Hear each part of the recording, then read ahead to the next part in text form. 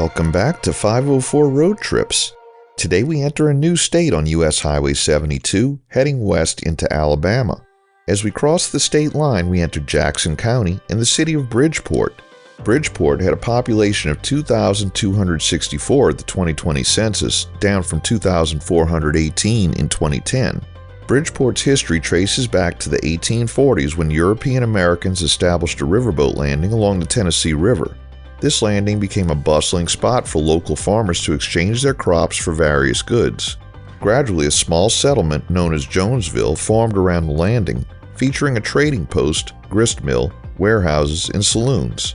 To improve trade reliability, the community pushed for railroad access, and by 1852 the first rail line reached Jonesville, followed by a railroad bridge over the Tennessee River in 1854, leading to the city's renaming as Bridgeport. During the Civil War, Bridgeport's strategic location on both the rail line and the Tennessee River made it a site of significant importance. The city experienced skirmishes and was involved in various military actions throughout the war. Confederate forces burned the city in 1863, but it was later reoccupied by Union forces. In the latter part of the war, Bridgeport became a vital site for a Union shipyard, contributing to the construction of gunboats and transports for the Union Army. In the early 1880s, the Kilpatrick family, New York investors, recognized the city's potential and established a lumber company in Bridgeport. They were joined by other investors, and in 1889 the Bridgeport Land and Development Company was incorporated, laying out a new grid pattern for the city. However, the financial panic of 1893 halted the rapid development, and the Bridgeport Land and Improvement Company went out of business. The city experienced a revival when Frank Kilpatrick returned in 1895, attracting some industry. In subsequent years, the construction of the Widows Creek Power Plant brought further growth to the area. Throughout Alabama, we'll see US 72 go between four-lane divided and limited access freeway. Many of the municipalities on this route have been bypassed, so the highway runs along the outskirts of the towns.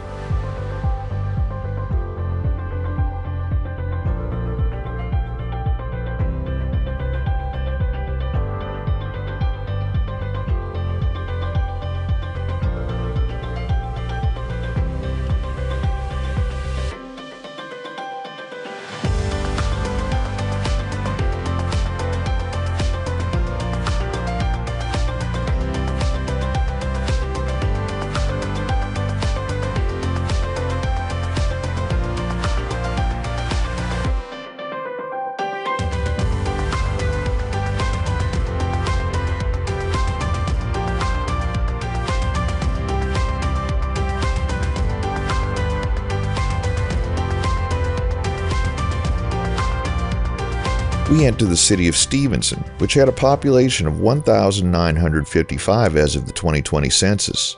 The Stevenson Railroad Depot Museum, situated in downtown Stevenson, has a dedicated mission to preserve a significant part of railroad history by showcasing related artifacts.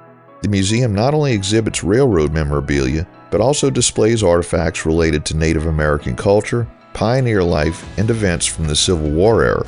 The museum's building itself has historical significance as it was constructed in 1872 and is listed in the National Register of Historic Places.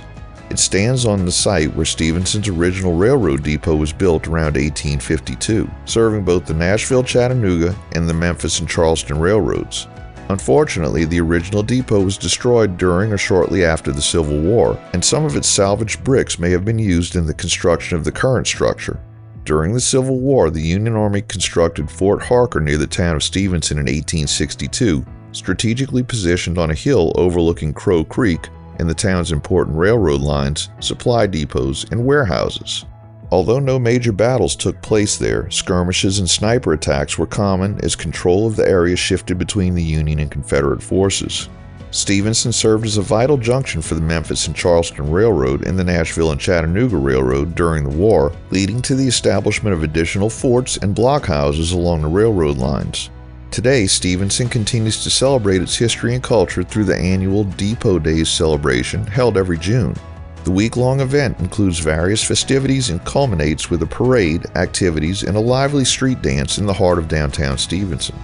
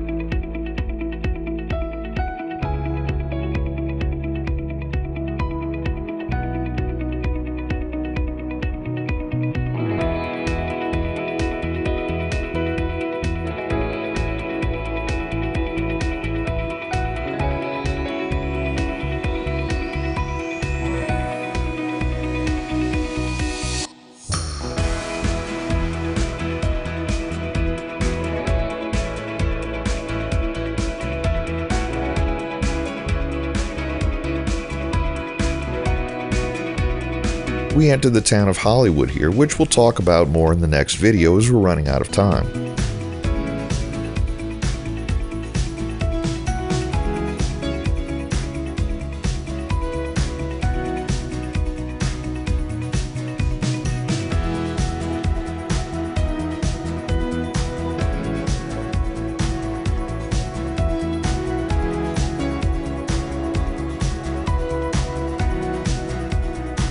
We conclude today's video at mile marker 147.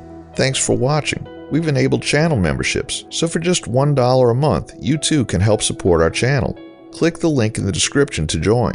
If you like this video, please give us a thumbs up, post a comment, subscribe, share and follow us on social media, and join us for our next 504 road trip.